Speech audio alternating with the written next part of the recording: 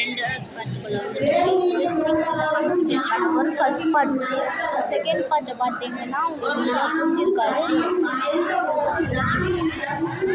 சரியா தெரிந்தா உங்களுக்கு இப்போ உங்களுக்கு சரியா வாய்ஸ் கேட்கணும்னு நினைக்கிறேன்.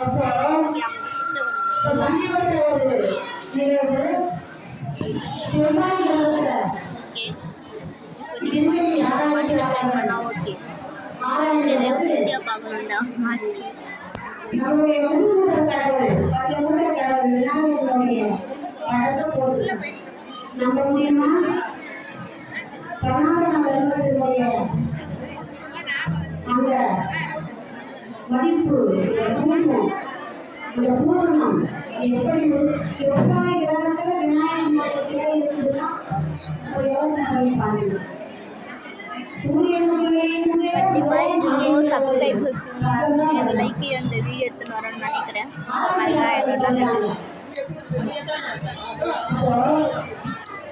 இந்து மதம் தான் முதலில் தோன்றியது. நம் முன்னோர்களால் நமக்கு பாதுகாத்து கொடுக்கப்பட்டது. ஆழ்வார்கள் நான்மார்கள் அவங்க அப்படியே இறைவனையே வச்சுக்கிறாங்க. எல்லாம் அந்த சிவனை பார்த்தாங்க. மாணிக்க வாசகர்லாம் ஈஸ்வரனை தொழுதே ஒரு சிவத்தை கண்டார்.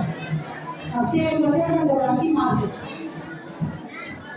மார்க்கம் தான் ஞான மார்க்கத்தை வந்து உட்கார்ந்து பேசக்கூடாது. நீங்க இங்க வந்து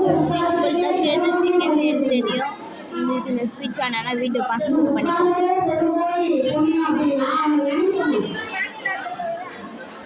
நினைச்சாதான் நினைப்புதான் குழப்பு சொல்லுவாங்க.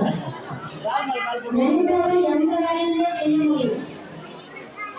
எண்ணத்துக்கு அவ்வளோ வலிமை உண்டு. எண்ணம் தான் செயலாகும். பாரதி நல்லா சொல்றாரு, எண்ணிய எண்ணம் வேண்டும், திண்ணியதாக வேண்டும். பாரதியும் ஒரு ஆன்மீக புலவன்.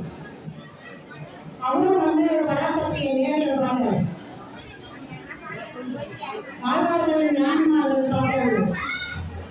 நாம் எந்த ஒரு பொருளை பார்க்கின்றோமோ அந்த பொருளுக்கும் நமக்கும் ஒரு தொடர்பு ஏற்படும். சிவனை பார்க்கும்போது நாம் சிவமாக மாறுகிறோம். உதாரணத்துக்கு நீங்க யார் கூட போன்ல பேசியிருக்கும் போது உங்களை நீங்க மறந்துடுவீங்க. பேசுகிறவரின் உருவம் தான் உங்க மனதில் இருக்கு. நீங்க எப்பாவது பேசும்போது அதை கொஞ்சம் யோசனை பண்ணிப்பாங்க. நாம் எந்த ஒரு பொருளோடு தொடர்பு கொள்கிறோமோ அந்த பொருளாகவே நாம் மாறிவிடுகிறோம். அப்போ சிவனை பார்க்கும் போதெல்லாம் நாம் சிவமாகவே மாறுகிறோம். சிவன்